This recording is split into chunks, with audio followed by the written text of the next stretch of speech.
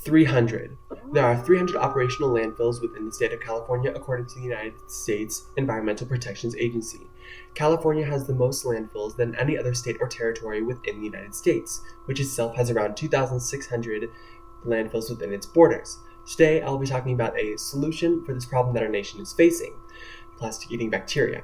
This information about the plastic-eating bug is crucial in order to understand a critical solution for the Earth's plastic problem.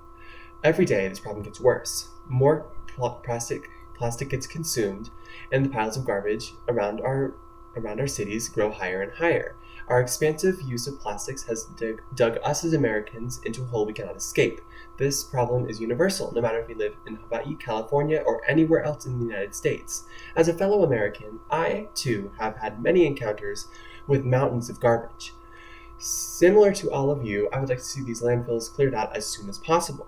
So today I'll be talking about the United States' history with plastic, how the plastic-eating bacteria works, and finally its current and future applications in order to provide information about a solution that could relieve the United States of all of its ugly, ugly landfills. So first, let's discuss the history of plastics and how they become so widespread. In 1907, the first synthetic plastic was invented by Leo Baekeland, according to the Science History Institute. Plastics like nylon and plexiglass were used extensively in World War II, thus leading to their popularization. In the following decades, almost everything was converted from natural materials such as metals and wood into cheaper plastic in order to save money, according to the Science History Institute. This led to plastics leaking into not only the national, but the international markets to be consumed.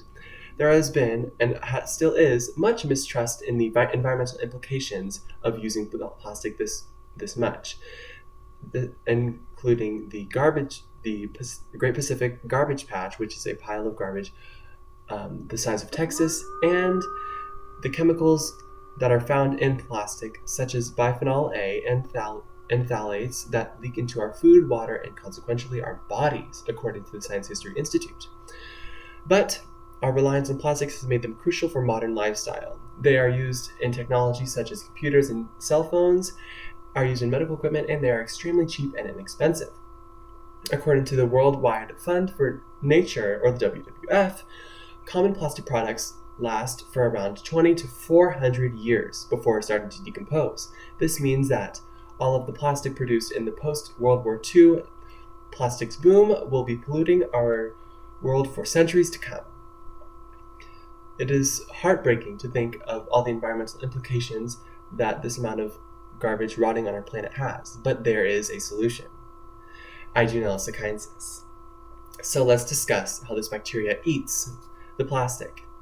Aeginelissachiensis breaks down polyethylene terephthalate, or PET, which is the most abundant type of plastic according to Tournier.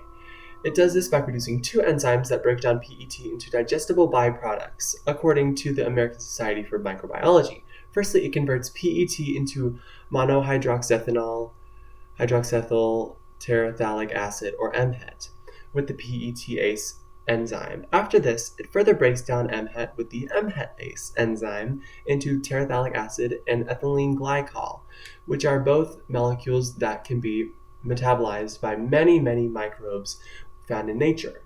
So because of the method that is used for breaking down PET, Aeginelissachiensis and its byproducts are completely harmless to the environment and humanity.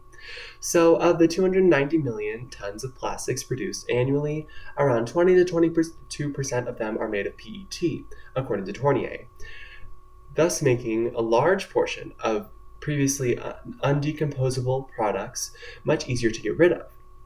Now, I know that although this doesn't completely eliminate the problem of garbage in our society, it removes a large portion of it.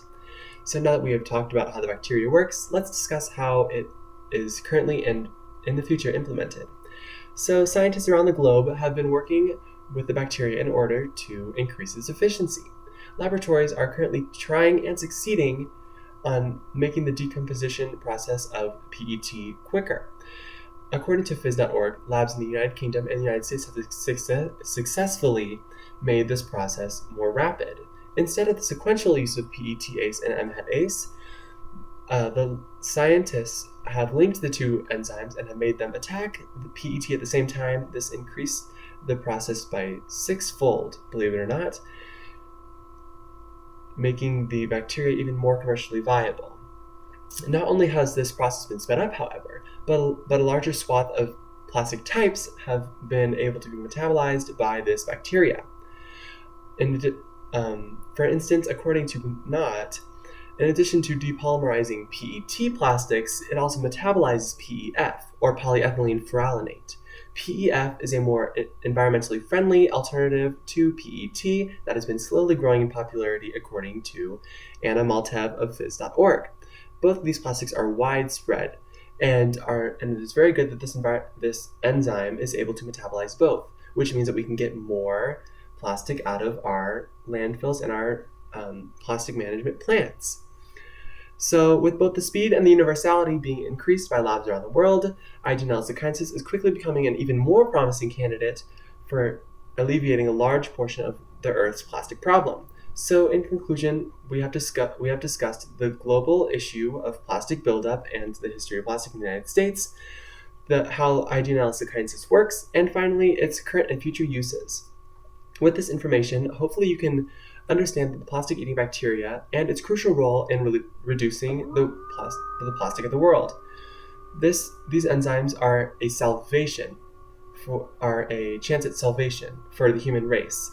Even though there are over 300 operational plants in California, the power of this bacteria and some more sustainable living, of course, we stand to greatly diminish the amount of plastics in California and the rest of the world. Thank you for listening.